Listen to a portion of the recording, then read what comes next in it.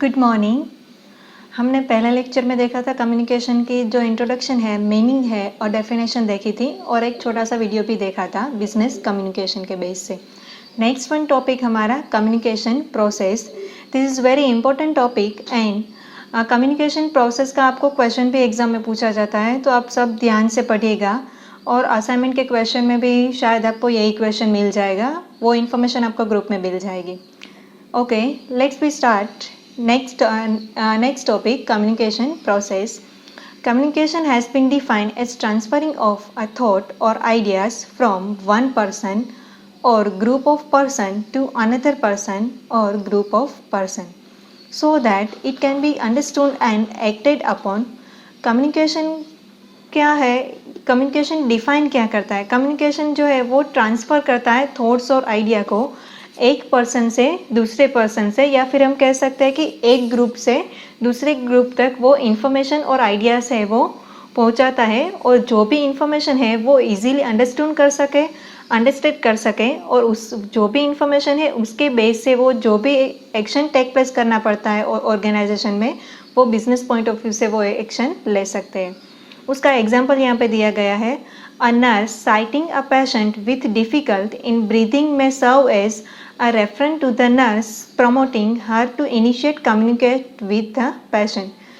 कि एग्जाम्पल में आपको क्या बताया गया है कि वन ऑफ द हॉस्पिटल में नर्स होती है, वो पेशेंट को देखती है, पेशेंट को ब्रीथिंग प्रॉब्लम, जो सांस लेने में दिक्कत आ रही है, ब्रीथिंग प्रॉब्लम हो रही है, और वो देखते ही डायरेक्टली पेशेंट के साथ कम्युनिकेट करने की ट्राई करती है।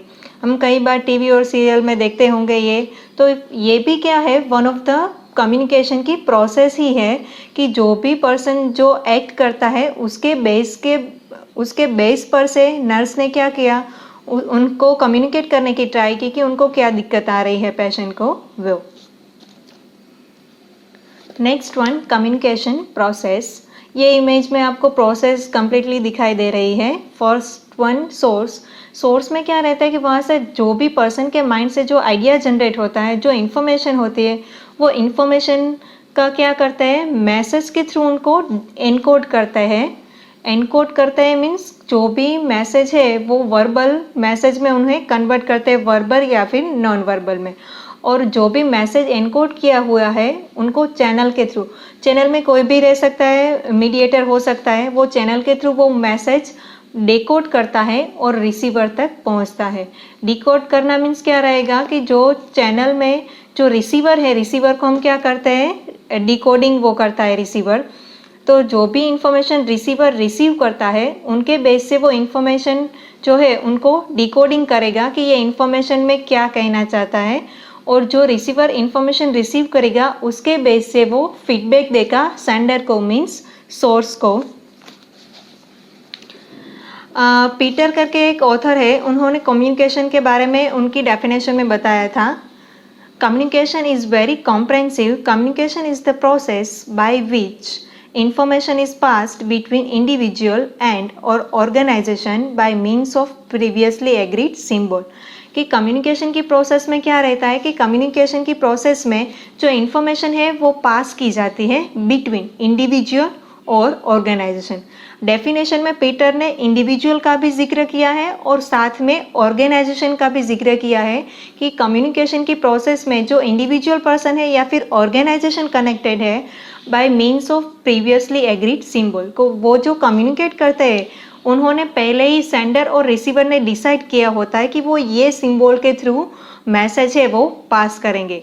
वो मैसेज हम शायद समझ नहीं पाएंगे, कोड वर्ड जो हम कहते हैं कोड वर्ड की लैंग्वेज में पास करते हैं, तो कई सीक्रेट इन्फॉर्मेशन होती है वो ये एनकोडिंग और डिकोडिंग के थ्रू भी पास आउट होती है। वो एग्रीड प्रीवियसली ही एग्रीड किया होता है कि ये साइन और सिंबल वो लैंग्वेज में यूज़ करेंगे। और कहीं आपने देखा होगा टी सीरीज़ के पटरी सिंबल होता है। वो पटरी सिंबल मीन्स के जो भी वर्ड्स होता है वो एक वर्ड ऊपर होता है और एक वर्ड नीचे होता है, उनके बेस पे वो सीधा हमें रीड नहीं करना होता या फिर सीधा नहीं समझना होता है, उनको ही पहले पटरी बनानी पड़ती है। तो पटरी में क्या रहेगा, ऐसे पहले एक जो भी कम्युनिकेशन, और यहाँ पे प्रोसेस वर्ड है तो उसमें सी और पी ओ और आर ऐसे पटरी लैंग्वेज होती है, उनके थ्रू वो कई सारे सीक्रेट मैसेजेस ऐसे पास आउट होते हैं। The person who feels the need for communication is at the center of this communication process। कि जो पर्सन होता है जिनको ये नीड होती है कम्युनिकेट करने की, वो क्या होता है, मिड ऑफ द प्रोसेस होता है, सेंटर में होता है। Communication always has a purpose. Communication ऐसे ही नहीं होता, कम्युनिकेशन करने के लिए ऑलवेज कोई भी पर्पस होता है कि वो पर्पसफुली ही कम्युनिकेट करता है। आपको अगर खाना एज अ पर्सन कि कम्युनिकेशन पर्पसफुली ही होता है, विदाउट पर्पस कम्युनिकेशन हम नहीं कर पाते हैं। आपको पता ही होता है, अगर आपको कोई काम हो तो ही आप किसी पर्सन के साथ कम्युनिकेट करते हो, वरना अकेले अकेले तो कम्युनिकेट नहीं करते हैं। और अकेले अकेले कोई कम्युनिकेट करता है तो आपको पता है उनको हम क्या कहते हैं। Communicate is meant to get things done or to make someone feel in certain way। Communication के थ्रू क्या होता है कि हम कोई भी थिंग्स है, कोई भी वर्क है, वो हमारा कंप्लीट कर सकते हैं। The person who release the need for communication put the thought into words or other symbol which can be understood by one person। Communication में क्या रहता है कि कोई भी पर्सन है, वो कम्युनिकेट करने के लिए जो भी नीड है उनकी कम्युनिकेशन के लिए, वो मैसेज वर्ड और सिंबल के थ्रू अंडरस्टूड करता है another person. This is the first step in the process of communication. Communication का ये फर्स्ट स्टेप है, वो जो साइन और सिंबल यूज करते हैं, एनकोडिंग करते हैं वो। This process of finding out selecting suitable words.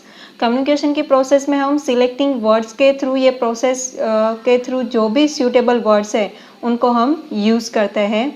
For thought it known as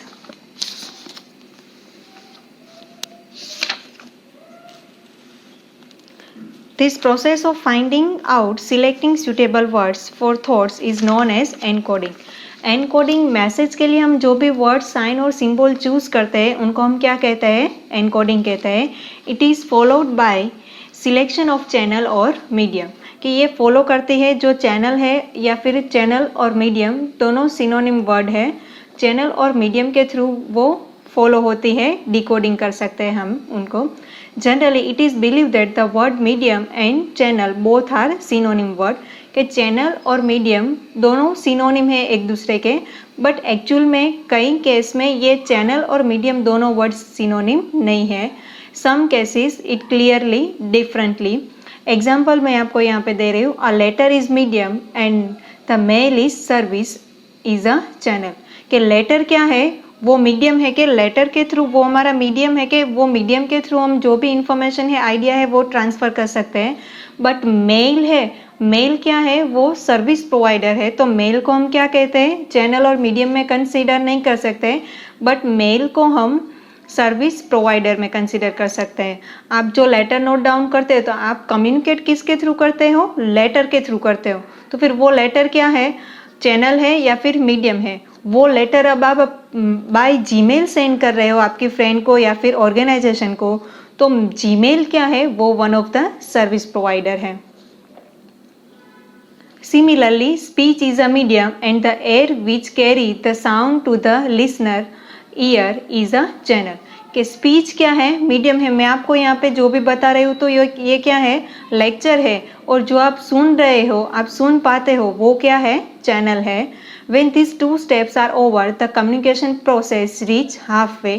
कि ये दो प्रोसेस हो जाती है देखने की और सुनने की, तो हाफ ऑफ द प्रोसेस वो मीडियम तक, हाफ ऑफ द प्रोसेस क्या हो जाती है, कंप्लीट हो जाती है चैनल और मीडियम तक। उसके बाद क्या आता है, मैसेज को हम डिकोड करते हैं।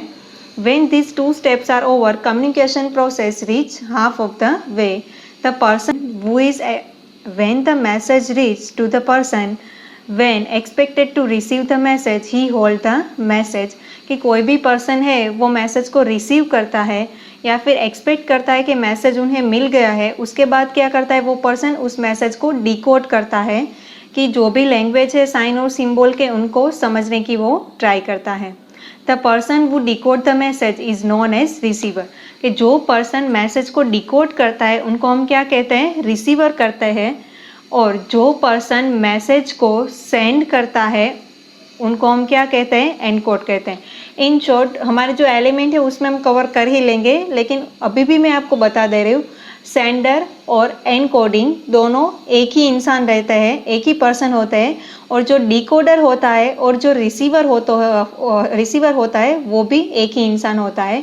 कि सेंडर जो मैसेज सेंड करता है उनको सेंड करने से पहले क्या करना पड़ता है, एनकोड करना पड़ता है, और रिसीवर जो मैसेज रिसीव करता है उससे पहले उस मैसेज को उसे डिकोड करना पड़ता है। Clear?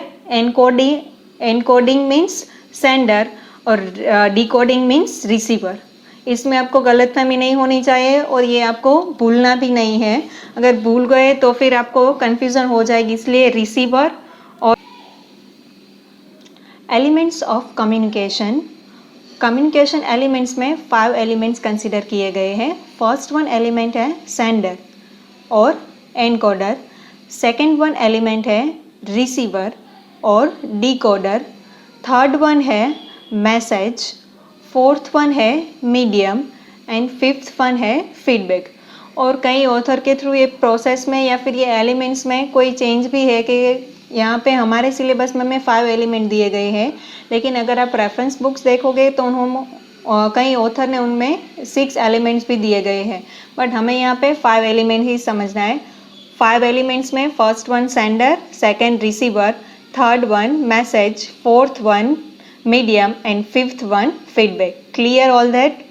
Now one by one we discuss each and every element. First one sender. Sender means encoder. Sender और encoder दोनों एक ही इंसान होते हैं, एक ही पर्सन होते हैं, ये याद रखना, भूलना मत। A sender is a person who encodes and sends the message to the expected receiver through an appropriate channel. Sender is a person, sender क्या है, वन ऑफ द पर्सन है, वो जो भी मैसेज है उनको एनकोड करता है और सेंड करता है मैसेज को, कि वो रिसीवर है उनके थ्रू जो चैनल है, जो मीडियम है उन्होंने डिसाइड किया हुआ है, वो साइन और सिंबल के थ्रू, वर्बल और नॉन वर्बल लैंग्वेज के थ्रू उन्हें समझ पाए। A sender is a source of the message that is generated to be derived to the receiver after appropriate stimulus from the referent. कि sender क्या है, source of the message, but obvious है कि idea generate कहाँ पे होता है, sender के पास से ही आइडिया और इन्फॉर्मेशन जनरेट होती है। तो सोर्स ऑफ द पर्सन कौन होता है, सेंडर होता है, जो हमने प्रीवियसली इमेज में देखा था वो। That is generated to be deliver to the receiver. जो मैसेज है वो चैनल के थ्रू क्या करता है, डिकोडिंग के थ्रू रिसीवर मैसेज को रीड कर पाता है after appropriate stimulus from the referent, कि जो भी चैनल के थ्रू उन्होंने डिकोड किया है उनके थ्रू एप्रोप्रिएट मैनर थ्रू वो मैसेज रिसीव कर सकता है।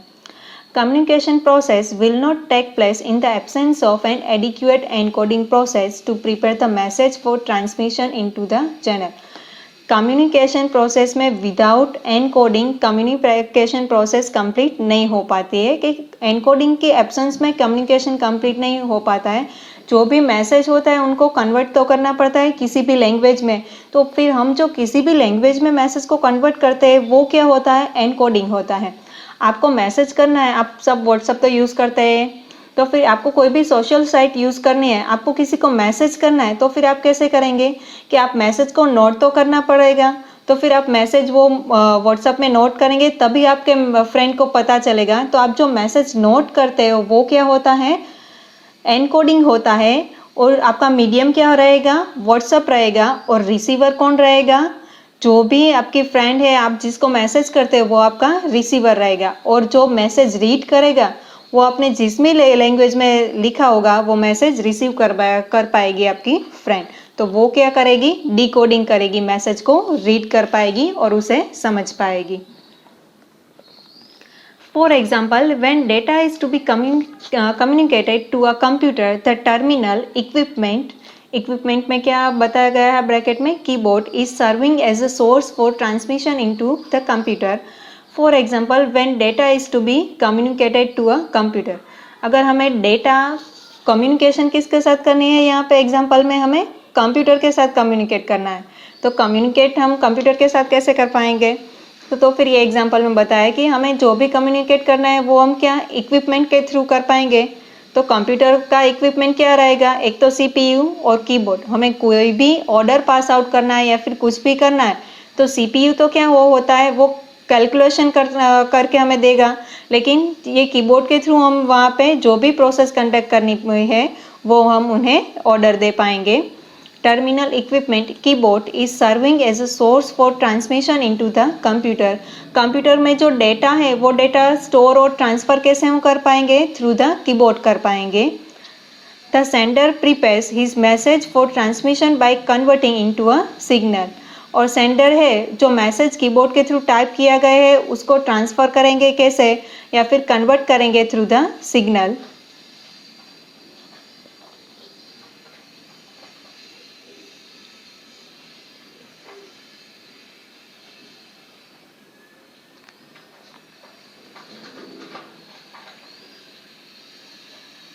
ये जो यहाँ पे एक और इमेज दी गई है कम्युनिकेशन प्रोसेस की, यहाँ पे एक सेंडर है, समझ लो आपकी कोई फ्रेंड है और यहाँ पे आप हो, तो फिर ये दोनों क्या है, एक सेंडर है और दूसरा रिसीवर है।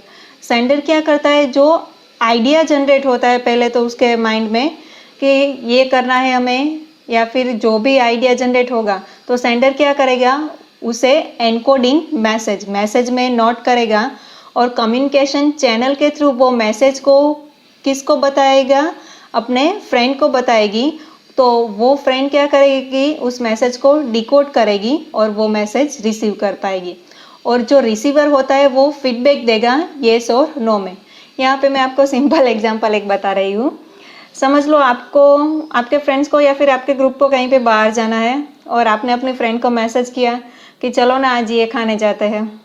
अभी वैसे भी लॉकडाउन था तो किसी ने बाहर का कुछ खाया नहीं होगा, घर पे ही सब बना के खा रहे थे, इसलिए तो आपके फ्रेंड ने बोला चलो आज पानी पूरी खाने जाते हैं। तो फिर आपके माइंड में जो क्या हुआ, आइडिया जनरेट हुआ, तो आप क्या हुए, सेंडर हुए, और आप मैसेज के थ्रू ये किसको बताएंगे, आपकी फ्रेंड को बताएंगे। तो आपकी फ्रेंड क्या हुई, रिसीवर होगी। अब ये देखना तो पड़ेगा कि आपकी फ्रेंड ने मैसेज तो रिसीव कर लिया, लेकिन हम जाएंगे कि नहीं वो तो नहीं बताया, येस या नो का तो आंसर नहीं दिया कि चलो कोई बात नहीं हम इतने बजे जाएंगे। तो फिर आपकी जो फ्रेंड मैसेज रिसीव किया है, मैसेज रीड कर लिया है, उसके बाद आपको मैसेज तो करेगी कि हम इतने बजे जाएंगे आज के दिन या फिर परसों के दिन जाएंगे। तो फिर वो क्या रहेगा, फीडबैक रहेगा कि आपने जो इन्फॉर्मेशन या फिर मैसेज सेंड किया है वो जो रिसीवर है आपके फ्रेंड उसके तक पहुंच भी गया है और उनको ये पता भी चल गया है कि आप क्या इन्फॉर्मेशन देना चाह रहे थे। ये सिंपल सा एग्जांपल अपने माइंडसेट में रखना और कम्युनिकेशन प्रोसेस के कंप्लीट स्टेप सीक्वेंस में ही आपको याद रखने हैं, और ये प्रोसेस और एलिमेंट दोनों इंपॉर्टेंट है ये फर्स्ट चैप्टर में से। Next one, second one element है receiver means decoder. A receiver is an individual or a group of individuals intended to receive, decode and interpret the message sent by the sender source of the message। क्या receiver क्या होता है, वो individual होता है या फिर group of the individual होते हैं। वो मैसेज रिसीव करते हैं मीन्स डिकोड करते हैं, उसे इंटरप्रिट करता है मैसेज को जो सेंडर के थ्रू सेंड किया गया है। आपने मैसेज कर दिया तो, लेकिन आप मैसेज में क्या कहना चाहते हो वो रिसीवर क्या करेगा, इंटरप्रिट करेगा मैसेज को। A receiver also known as decoder. जैसे sender also known as encoder, वैसे ही receiver also known as decoder. He is expected to have the ability and skill to receive, decodes and interpret the message। कि जो receiver होता है उसके पास ability होती है, उसके पास स्किल होती है कि वो जो भी मैसेज रिसीव करता है उसे डिकोड भी कर सके और वो मैसेज को वो इंटरप्रिट भी कर सके। The decoding process is exactly reverse to the encoding process।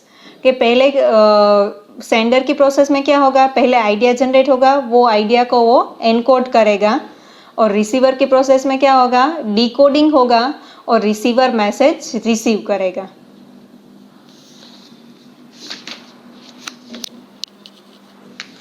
Third one element message. The message is the content of communication and may contain verbal, non-verbal और symbolic language। मैसेज में क्या होता है, कोई भी हम कम्युनिकेशन का वे मैसेज के लिए चूज कर सकते हैं। कोई भी वर्बल कंटेंट है, नॉन वर्बल और सिंबॉलिक लैंग्वेज। वर्बल में क्या रहेगा, आप कोई भी वर्ड्स यूज़ कर सकते हैं, और नॉन वर्बल में क्या रहेगा, अब कोई भी साइन और सिंबल या फिर फेशियल एक्सप्रेशन, बॉडी लैंग्वेज आप यूज़ कर सकते हैं, वो सब क्या आएगा नॉन वर्बल में। ये हम इन डिटेल सेकेंड यूनिट में वर्बल और नॉन वर्बल स्टडी करेंगे, इसलिए मैं अभी आपको इन डिटेल यहाँ पे ये नहीं बता रही हूँ। और एक कोई भी सिंबॉलिक लैंग्वेज है वो हम यूज़ करेंगे, और मैंने आपको पटरी मैसेज के बारे में बताया था, या फिर कोई भी ऐसी सिंबॉलिक लैंग्वेज के बारे में, वो सिंबॉलिक लैंग्वेज हम यूज़ करेंगे मैसेज के लिए। A message is like a coin, it has a two side. कोई भी मैसेज होती है उसकी यहाँ पे क्लियरली बताया गया है कि message is like a coin. Coin में भी दो साइड होती है, सेम वे जो भी मैसेज पास आउट हो रहे हैं उनके भी क्या रहेगी, दो साइड रहेगी। Perception and personal factors of the sender and receiver may sometimes destroy this element and the intent outcome of communication may not be achieved। कि जो परसेप्शन होता है कोई भी पर्सन का, या फिर पर्सनल कोई भी फैक्टर्स होते हैं, कोई का ट्रेडिशनल फैक्टर होता है, मीन्स के पर्सनल फैक्टर में क्या रहता है कि वो परसेप्शन पर बेस करेगा। कि परसेप्शन क्या है, वो वन ऑफ द दृष्टिकोण है कि आपका दूसरे लोगों के बारे में, या फिर जो भी मैसेज आपने यहाँ पे रिसीव किया है, मैसेज के बारे में आपका परसेप्शन क्या है। और perception is change person to person. खास ये बात ध्यान रखना, परसेप्शन वो चेंज होता रहता है, कि आपका जो भी परसेप्शन है वो दूसरे का परसेप्शन हो ऐसा होता नहीं है। इसलिए perception is change person to person. Perception and personal factor to the sender. Sender का जो ये परसेप्शन रहता है और पर्सनल फैक्टर होता है वो रिसीवर समटाइम डिस्ट्रॉय कर देता है। वो रिसीवर कैसे डिस्ट्रॉय कर देता है कि आपने जो भी मैसेज अपने रिसीवर को सेंड किया है, रिसीवर ने मैसेज तो सेंड कर लिया, लेकिन यहाँ पे क्या बताया था, मैसेज की दो साइड रहती है, तो one of the positive side और second of the negative side. और कई बार जो मैसेज हमने सेंड किया होता है तो मैसेज में क्या रहता है कि ड्यूल मीनिंग वर्ड्स यूज हुए होते हैं। ड्यूल मीनिंग वर्ड्स में क्या रहेगा कि जो भी आपने मैसेज लिखा है उसका पॉजिटिव मीनिंग भी होता होगा और उसका नेगेटिव मीनिंग भी होता होगा। तो फिर इसलिए आपको खास ये बात ध्यान रखनी है कि मैसेज आप जब भी सेंड कर, कई बार मैसेज में क्या होता है कि हम मैसेज जो भी नोट करते हैं वो ड्यूल मीनिंग टाइप होता है, कि कोई वर्ड का जो मीनिंग है वो दो होता है। दो मीनिंग वाले वर्ड अगर हम ड्यूल मीनिंग वर्ड यूज़ करेंगे, एम्बिग्यूट वर्ड यूज़ करेंगे, तो उससे क्या होगा कि जो भी वर्ड्स है हमारे, वो जो रिसीवर है वो हमारा जो भी कहने का मतलब है वो समझ पाएंगे नहीं। इसलिए हम जब भी मैसेज नोट करें तब हमें ये खास ध्यान रखना है कि हम कोई ड्यूल मीनिंग वर्ड्स ना यूज़ करें कि जिससे रिसीवर का परसेप्शन चेंज हो या फिर वो कुछ उल्टा ही समझे। इसलिए वो बात हमें खास ध्यान रखनी पड़ेगी जब हम मैसेज नोट करेंगे तब। The intended outcome of communication may not be achieve. और उससे क्या होगा, अगर रिसीवर का परसेप्शन अलग होगा और उसने मैसेज अलग तरीके से इंटरप्रेट किया तो जो आउटकम हमें मिलना चाहिए वो आउटकम हम अचीव कर पाएंगे नहीं, और हमारी कम्युनिकेशन प्रोसेस वहाँ पे ही ब्रेक हो जाएगी। मीन्स प्रॉपर कम्युनिकेशन प्रोसेस हम कंप्लीट कर पाएंगे नहीं। यहाँ पे एग्जाम्पल दिया गया है, द सेम मैसेज में बी कम्युनिकेटेड और perceive differently by two individual. कि सेम मैसेज जो होता है, दो मैसेज, कोई एक मैसेज होता है वो अगर आप दो लोग को बताएंगे तो फिर दोनों लोग वो मैसेज का सही मतलब निकालेंगे नहीं। मीन्स के जो मतलब रहेगा, जो मीनिंग रहेगा, वो मैसेज का दोनों इंडिविजुअल का परसेप्शन चेंज होगा तो दोनों का अंडरस्टैंडिंग भी कैसा रहेगा, अलग रहेगा। कि कोई पर्सन इस मैसेज को अच्छी पॉजिटिवली लेंगे और दूसरा पर्सन वही मैसेज को नेगेटिवली इंटरप्रेट करेगा। इसलिए खास ध्यान रखना है कि जब भी हम मैसेज या फिर जो भी चैनल हम यूज़ करें उसके थ्रू कोई भी मैसेज है वो इंटरप्रेट या फिर जो ड्यूल मीनिंग वर्ड है वैसे हमें नहीं यूज़ करने हैं, कि जिससे हमारा इंटरप्रिटेशन में ब्रेक ना आए और कम्युनिकेशन की जो मैसेज कम्युनिकेशन जो है वो हमारा अच्छे से हो पाए। आज हम यहाँ तक रखेंगे। नेक्स्ट वन जो एलिमेंट है, फोर्थ एलिमेंट से हम मीडियम से हम नेक्स्ट लेक्चर में कंटिन्यू करेंगे। Thank you. आज का लेक्चर हम यहीं पे ख़त्म करेंगे और नेक्स्ट जो एलिमेंट है वो हम चैनल और मीडियम वो हम नेक्स्ट लेक्चर में कंडक्ट करेंगे। Thank you. Stay safe.